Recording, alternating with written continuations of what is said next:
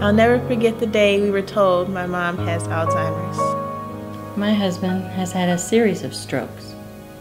She just stopped wanting to do things. Multiple sclerosis changed our lives forever.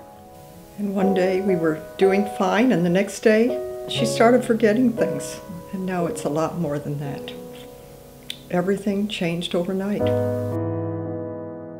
You know, we used to be on the go nonstop. Now it's all I can do to take care of his basic needs: bathing, medications, meals. I love him, and I want him home with me. I remember the first time when I realized that we were on our own with this whole thing, and I just panicked.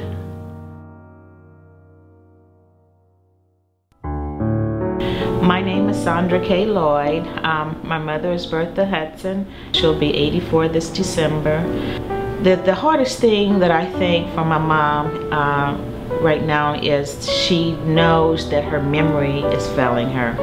That's frustrating for her to wake up and not remember things and what day it is. And after my dad passed, we thought that mother would be able to stay in the house on Keystone by herself.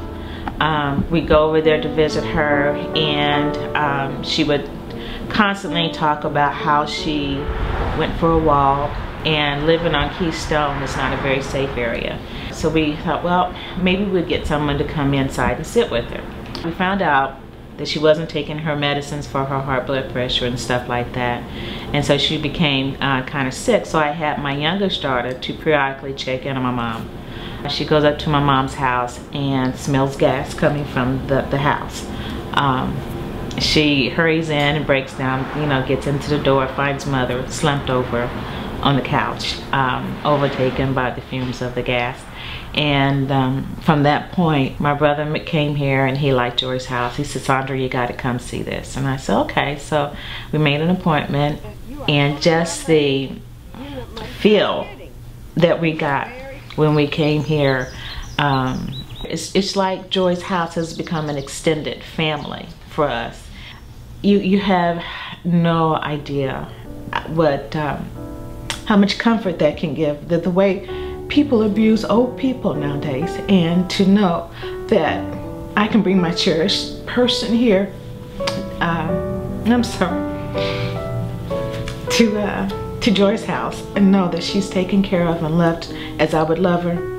The fact that they also care about me and want to help my knowledge and my education on how to treat my mom, I couldn't ask for a better place to come to.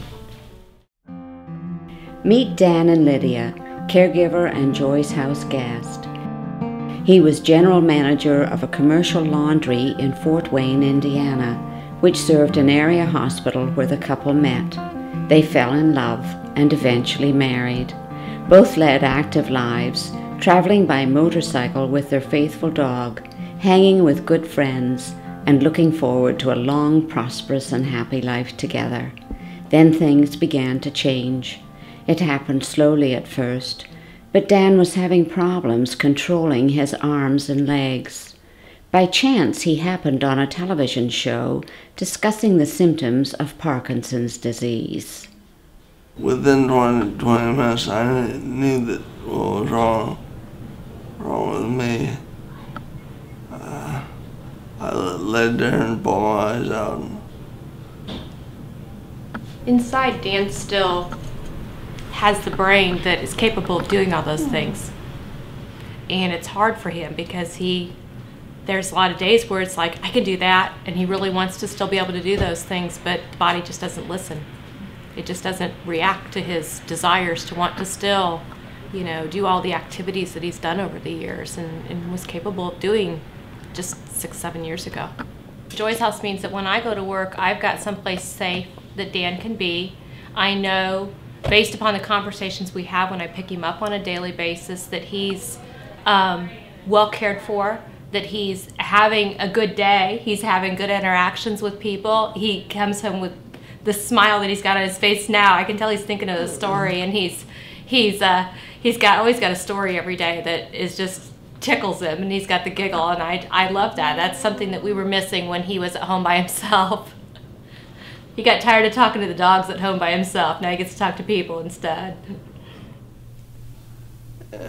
We never thought that we would be in this predicament. But nobody's born with a golden card.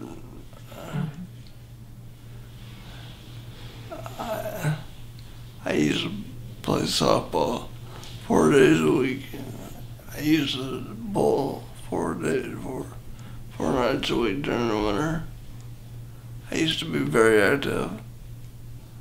It kills me to even wake up anymore.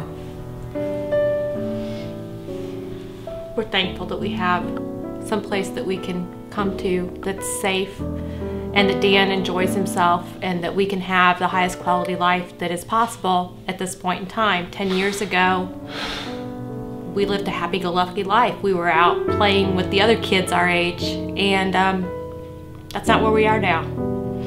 And thank goodness we have this so that we can have the best quality life possible. Caregiver. It's a term we're going to get to know very well over the coming years. We are the millions of people caring for an aging or disabled loved one, and there will be more of us in the near future. And whether it's our mother, our father, our spouse, or someone else we love dearly, it came as a shock to us when the words were spoken.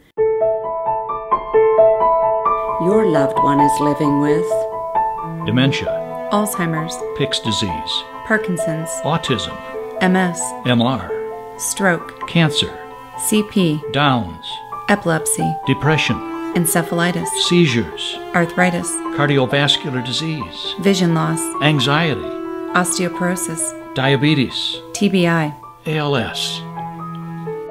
We are the ones who spend an average of 20.4 hours per week on top of our jobs and daily lives, bathing, feeding, loving, and keeping safe our moms, dads, spouses, and other family members.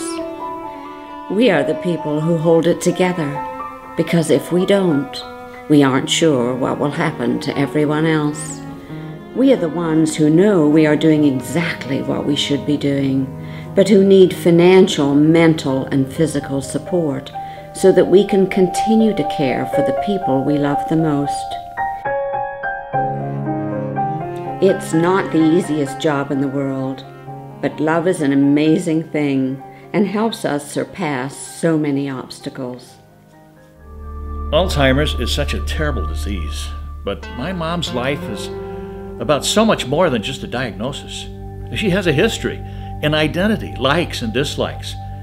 It's about living a life that matters, no matter what's happening around us.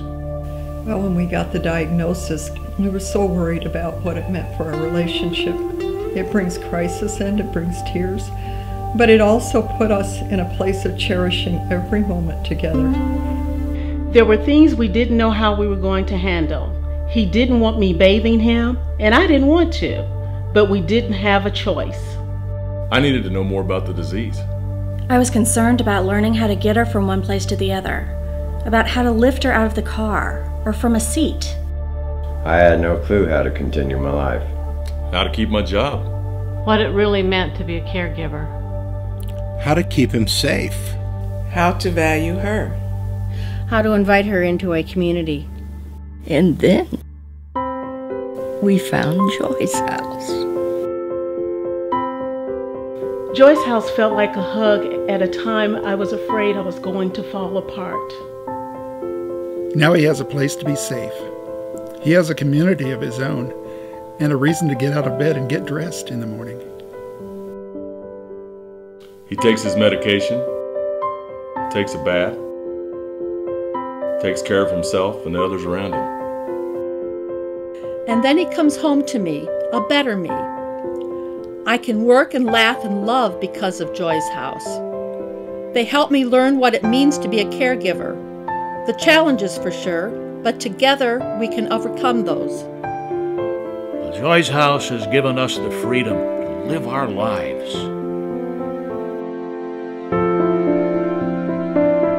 My yesterdays are disappearing, and my tomorrows are uncertain. So what do I live for? I live for each day. I live in the moment. Some tomorrow soon, I'll forget that I stood before you. But just because I'll forget it some tomorrow doesn't mean that I didn't live every second of it today. I will forget today, but that doesn't mean that today didn't matter. Joyce House, keeping families together.